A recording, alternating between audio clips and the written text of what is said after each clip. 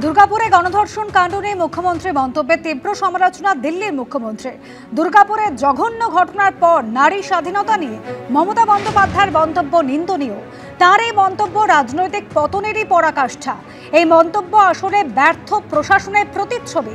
নির্যাতিতাকে ন্যায় দেওয়ার বদলে মহিলাদের অধিকার এবং স্বাধীনতায় প্রশ্নচিহ্ন লাগিয়ে দিলেন।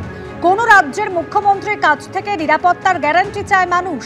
নারী স্বাধীনতার ওপর তুঘলকি বিধিনিষেধ লাগানোটা তার কাছে প্রত্যাশিত নয়।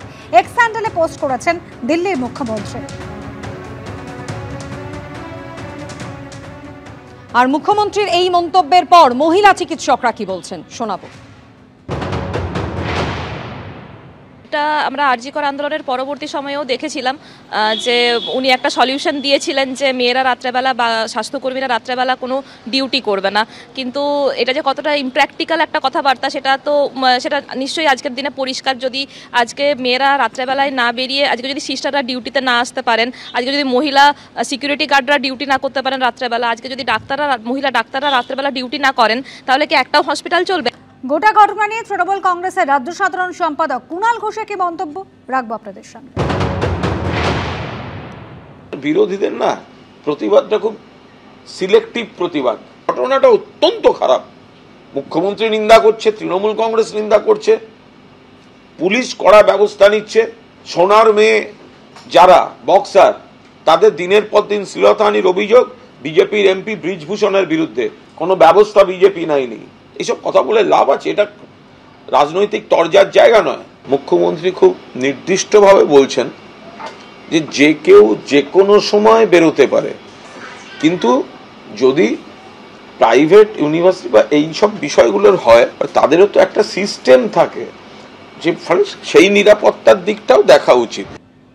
দুর্গাপুরে বেসরকারি মেডিকেল কলেজে দ্বিতীয় বর্ষের তরুণী, তাকে গণধর্ষণের অভিযোগ সামনে এসেছে। সেই তরুণী ওড়িশার জলেশ্বরের বাসিন্দা। এই প্রেক্ষিতেই আজ দুর্গাপুরে আসছে ওড়িশা মহিলা কমিশন। ওড়িশা মহিলা কমিশনের প্রতিনিধিরা কথা বলবেন নির্যাতিতার সঙ্গে। তাদের নেতৃত্ব দেবেন চেয়ারপারসন শোভনা মহান্তি।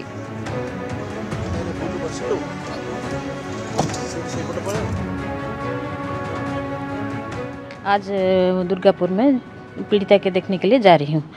अभी निकला हूँ, उनके पास जाकर पीड़िता के स्वास्थ्य अवस्था कैसे है, उनके माता पिता के साथ मिलेंगे। उड़ीसा का ट्रीटमेंट, वेस्ट बंगाल का ट्रीटमेंट अच्छा है कि नहीं, उनका मेंटल ठीक है कि नहीं, प्रॉपर इन्वेस्टिगेशन हुआ कि नहीं, और पूछताछ करके रिकमेंड करके उसके पास मिलकर आकर मेरा गवर्नमेंट को रिकमेंड देने के लिए मैं जा रही हूँ। मेरा टीम 3 लोग जा रहे हैं कि मैं रजिस्टर भैया है, मेरा का डीएसपी मैडम है, वो मैं जा रही हूँ। 3 लोग अरेस्ट हुआ, उनको किस ढंग से उनके फास्ट ट्रैक कोर्ट में लेने के लिए चल रही कि नहीं, वो और एक दुर्बुत अरेस्ट नहीं हुआ, कैसे नहीं हुआ, इनके लिए पूछताछ करके फिर।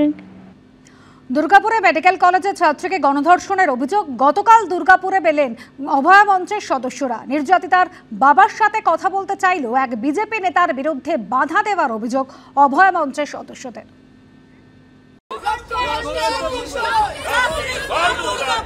আরজি করের মতো এবার স্লোগান উঠল জাস্টিস ফর দুর্গাপুরে। বেসরকারি মেডিকেল কলেজ ক্যাম্পাসের কাছে ডাক্তারি পড়ুয়াকে গণধর্ষণের অভিযোগ ঘিরে তোলপাড় দুর্গাপুর। বিক্ষোভ মিছিল, স্লোগানে সরগরম কলেজ চত্বর। নির্যাতিতার পরিবারের সঙ্গে দেখা করতে রবিবার সকালে কলকাতা থেকে রওনা হন অভয়া মঞ্চ জয়েন্ট প্ল্যাটফর্ম অব ডক্টরসের প্রতিনিধিরা। দুপুর 1:30 নাগাদ তাঁরা পৌঁছন দুর্গাপুরের বেসরকারি মেডিকেল কলেজে। প্রতিনিধিদের অভিযোগ, হাসপাতাল কর্তৃপক্ষের সঙ্গে কথা বলার চেষ্টা করলেও কথা বলতে দেওয়া হয়নি। প্রতিবাদে এলাকায় মিছিল করেন প্রতিবাদী চিকিৎসকরা। আরজি কর সরাসরি প্রশাসন যুক্ত ছিল, ওটাকে আমরা বলেছি প্রশাসনিক হত্যা। এখানে আইকিউ সিটি ক্ষেত্রে প্রশাসন যুক্ত কিনা আমরা জানি না, কিন্তু আমরা যেটা দেখতে পাচ্ছি প্রশাসনের তরফ থেকে ঘটনার যে উপযুক্ত প্রতিবাদ করা, তার পদক্ষেপ নেওয়া, তার এফআইআর করার ক্ষেত্রে যে দ্রুততা দরকার, তাদেরকে দোষীদেরকে চিহ্নিত করার জন্য তাদের যেন উদ্বিগ্ন হওয়ার দরকার ছিল যে একটা অন্য রাজ্যের ছাত্রী আবার এখানে পড়তে এসছে, তারা তার প্রথম অভিভাবক এই কলেজের প্রশাসন, এই কলেজের প্রিন্সিপাল, এই কলেজের আধিকারিক। হাসপাতাল থেকে প্রতিবাদী চিকিৎসকরা যান আসানসোল দুর্গাপুর পুলিশ কমিশনারেটের ডিসি ইস্টের অফিসে। চিকিৎসকদের অভিযোগ, নির্যাতিতার বাবা কথা বলতে চাইলেও বাধা দেওয়া হয়। কেন্দ্রের যারা শাসক দল তাদের একজন শুনলাম তিনি নাকি এখন দাগি অপরাধী জেল কেটেছেন। তিনি হচ্ছেন যে তার বাবাকে সরিয়ে নিয়ে এসে পুলিশ থানায় এখানে রেখেছেন এবং এখানকার পুলিশ হচ্ছে তাকে সেখানে তারা প্রহরা দিয়ে রেখে পরে এখানে রাখলেন এবং আমাদের সেই শিক্ষক চিকিৎসকের সঙ্গে কথা বলতে এখনও দিলেন না। আমরা আগেও দেখেছি যে রাজ্যের পুলিশ, রাজ্যের প্রশাসন বিচার আমাদের দেয়নি। কেন্দ্রীয় তদন্তকারী সংস্থা তারা তাদের যে ভূমিকা সেটা নিয়ে আমরা অত্যন্ত বীতশ্রদ্ধ, তাদের কাছ থেকেও আমরা বিচার পাইনি। ওনার রাজনীতি সবকিছুতে টেনে এনে সবকিছুর রাজনীতিকরণ করতে চাইছেন। এখানে অলরেডি ধর্ষকের কিন্তু মৃত্যুদণ্ড হয়েছে অভয়ার কেসে, সুতরাং পশ্চিমবাংলায় বিচার পায় না এইটা যদি বলে তাহলে আমি এটা বলবো যে এটা সত্য কথা নয়। অন্যদিকে এই ঘটনায় সুপ্রিম কোর্টের প্রধান বিচারপতির হস্তক্ষেপের আর্জি জানিয়ে ওয়েস্ট বেঙ্গল ডক্টরস ফোরামের তরফে সুপ্রিম কোর্টের রেজিস্ট্রারকে চিঠি দেওয়া হয়েছে। ডাক্তারি পড়ুয়ার গণধর্ষণ কাণ্ডে বিচার বিভাগীয় তদন্তের দাবি জানিয়েছে এই সংগঠন। দুর্গাপুরের ঘটনার নিন্দায় সরব হয়েছেন বিশিষ্টজনেরা। একজন সাধারণ মানুষ, ভদ্রলোক কি বলবে, কি বলতে পারে? জঘন্য কুৎসিত ঘটনা এবং এরই একটা প্রতিবেশ তৈরি হয়েছে এই আমলে যে ধর্ষণ করে রেহাই পাওয়া যায়। পরপর অজস্র ধর্ষণের ঘটনা ঘটেছে, কেউ শাস্তি পায়নি। অত্যন্ত নিন্দাজনক, কি বলবো আর কি। এখন অথরিটি কি ভূমিকা নেয়, প্রশাসন এবং পুলিশ কি ভূমিকা নেয়, সেটা খুব গুরুত্বপূর্ণ। অবশ্যই দরপাকড় এবং শাস্তির দাবি জানাবো এবং কড়া থেকে শাস্তির দাবি জানাবো। আরজিকরের ঘটনার কথা উল্লেখ করে রাজ্য সরকারকে বিঁধেছে শিল্পী মহলের একাংশ। আরজিকরের পরে একটা সার্জ হয়েছিল ক্রিমিনাল অ্যাক্টিভিটির, এরকম প্রচুর পলাশপুর, নদিয়া, তারপরে কালীগঞ্জ বোধহয় যেটা তামান্নার ঘটনা, সেটা তো প্রচুর বেড়ে গিয়েছিল। মেডিকেল কলেজের ক্যাম্পাসে যথেষ্ট পরিমাণ আলো, সিসি ক্যামেরা, প্রশিক্ষণপ্রাপ্ত নিরাপত্তারক্ষী নিয়োগের দাবি জানিয়েছেন পড়ুয়ারা। সন্দীপ সরকার, পার্থপ্রতিম ঘোষ ও হিন্দোলদের রিপোর্ট, এবিপি আনন্দ। রাজ্যে এসআইআর প্রস্তুতি যখন তুঙ্গে, তখন বসিরহাট পুরসভার 17 নম্বর ওয়ার্ডে মাথাচাড়া দিল ভুতুরে ভোটার তরজা। এই নিয়ে ভুয়ো ভোটারের অভিযোগ তুলে তৃণমূলকে আক্রমণ করেছে বিজেপি, পাল্টা উত্তর দিয়েছে তৃণমূল। এলাকায় নেই, তবে ভোটার তালিকায় বহাল তবিয়তে রয়েছেন। একটা দুটো নয়, এরকম উদাহরণ ভুরি ভুরি। ভোটার তালিকার বিশেষ সংশোধন বা এসআইআর নিয়ে যখন রাজ্য রাজনীতিতে তোলপাড় চলছে, তখন উত্তর 24 পরগনার বসিরহাট পুরসভার 17 নম্বর ওয়ার্ডে মাথাচাড়া দিল ভুতুরে ভোটারের তরজা। যেমন মোনালিসা দত্ত, একসময় বসিরহাট পুরসভার 17 নম্বর ওয়ার্ডেরই বাসিন্দা ছিলেন, কিন্তু পরিবারের দাবি বিয়ে হয়ে শ্বশুরবাড়ি চলে গেছেন 1 যুগ আগে। ঠিকানা পরিবর্তন হলেও ভোটার তালিকায় নামটা রয়ে গেছে। পরিবারের দাবি বারবার প্রশাসনকে বলা সত্ত্বেও ব্যবস্থা হয়নি। 2013 সালে বিয়ে হয়েছে ও কলকাতা লেবুদা ব্যাপার, যে ভোটার লিস্টে ভোট তো আমরা ভারবারই বলে দিয়েছিলাম, লিখিত কিছু দেয়নি, ওখানে ভোটার লিস্টের নাম উঠে গেছে। আমি চাইছি তো ভোটার লিস্ট থেকে নাম কেটে যাক। ইনি দীপ মুখোপাধ্যায়, বসিরহাট পুরসভার 17 নম্বর ওয়ার্ডেরই বাসিন্দা।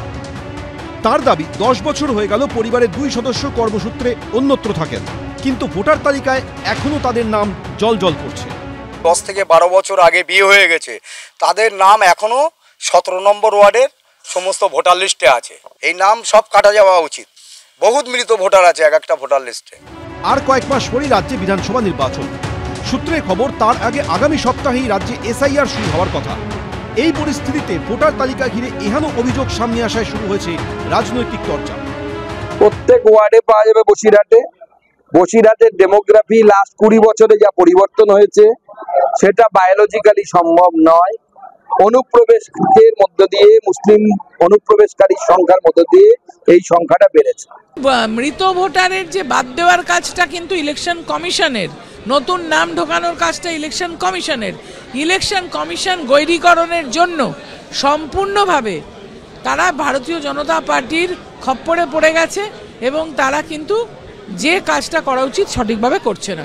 ফর্মে করে অনলাইনে আপলোড করতে হয়, বাদ দেবে কে? Election commission. আমি তো বাদ দেবো না। তাহলে ইলেকশন কমিশনের কাজ, ইলেকশন কমিশন না করলে দায়টা ইলেকশন কমিশনের উপরে পড়ে।